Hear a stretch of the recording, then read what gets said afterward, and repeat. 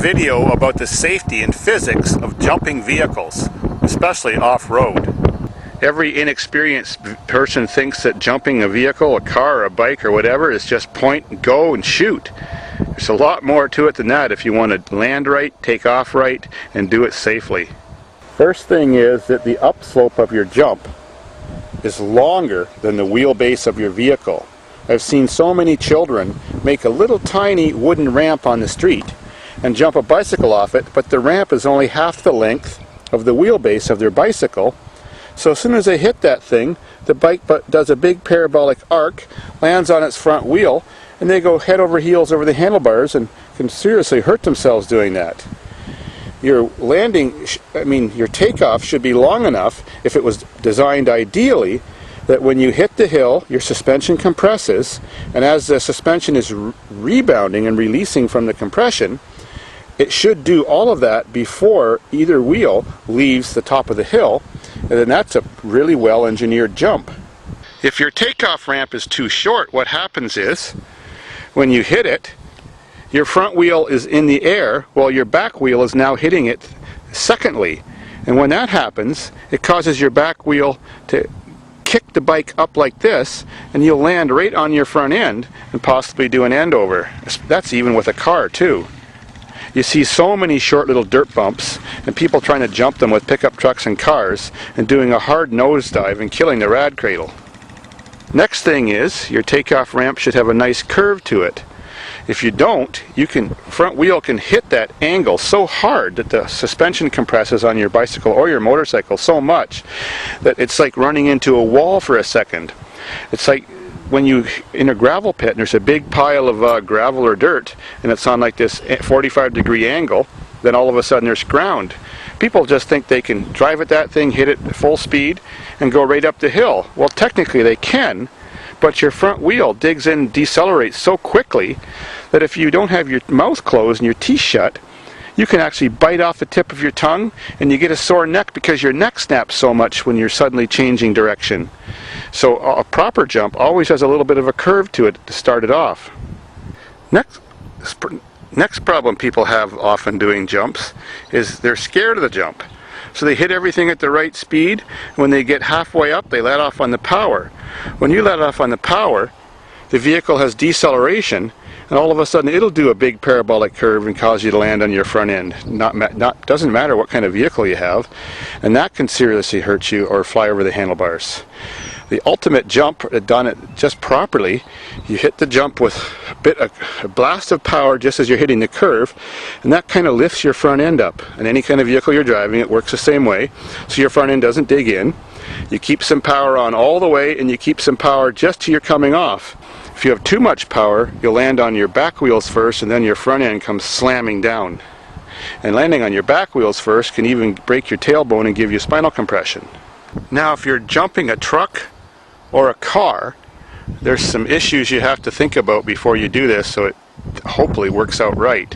First thing is you have to overinflate your front wheels by about 15 psi. That prevents them from squishing down and causing your rad cradle to dig in, then causing a quick deceleration and changing the whole curve of your jump, or causing you to slam forward and maybe hit the steering wheel. When off-roading, you should always have your tires somewhat overinflated just to protect your rims and always give you more ground clearance when you're hitting those bumps. Now, most people think that jumping a truck is the best way to do jumps, but myself, I know from jumping cars a lot that a car has a smoother landing in most cases. Most trucks are very bouncy, and in any vehicle when you're doing a jump, you have to put your seatbelt on very tight. The whole idea is you don't want to bounce up, hit your head on the ceiling, break your neck, or give yourself spinal compression. Definitely don't ever consider jumping without a seatbelt, because sometimes the landing's so hard on the rad cradle you can fly forward and bust yourself on the steering wheel. Now, if you're jumping in a car, I personally don't recommend wearing a helmet unless you're doing such a huge jump that the vehicle could flip over. The problem with a helmet is it often puts your head about this much closer to the ceiling, and that's usually about the only distance you've got anyways with your head above the ceiling in a car. And the last thing you want to do when you land is, of course, your seat's going to compress with the weight of your ass on it, and of course every action is equal and opposite reaction, so your body's going to bounce back. Seatbelt's going to try to hold that, but the last thing you want to do is bounce back and hit your head on the ceiling. That's where personal injury comes into play. Another thing that comes into play when you're doing your jumps is the engineering of what kind of jump you're going to do. A long air jump or a high air jump. A long air jump means when you land you're going to be going at still a good speed. A high air jump means when you land you're almost just going to drop straight out of the air. So you have to plan that before you do any dangerous stunts.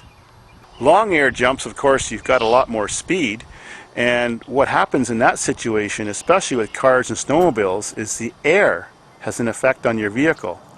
When the car is going through the air and it's on an angle, air is hitting the floor, or a snowmobile, and it changes the angle. It can make it even land softer, but you have to have enough experience with jumping to know how it's going to affect your vehicle so you land properly and safely. On a snowmobile, when you land, what you want to do is give it hard acceleration, because they decelerate so quickly you can go right over the handlebars and have it run over you with the picks.